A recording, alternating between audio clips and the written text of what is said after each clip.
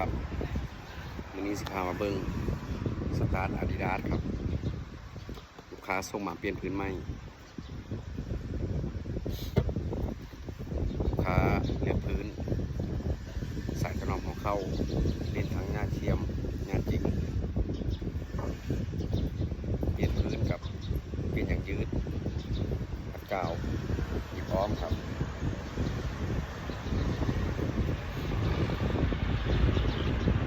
สนใจส่งซ่อมไทยลงเคียงอาการที่จะซ่อมครับเป็นซ่อมสตาร์ทว่าเป็นหนึ่งเป็นซ่อมสตาร์ทว่าเป็นหนึ่งกัสกรกรครับหรือว่าสิเข้ามาหน้าร้านก็ได้ครับหน้าร้านอยู่ตัวเมืองสกลนครหน้าร้านทองสมชัยข้างๆความตำรวจตลาดต่อการค้าครับฝากผลงานด้วยครับ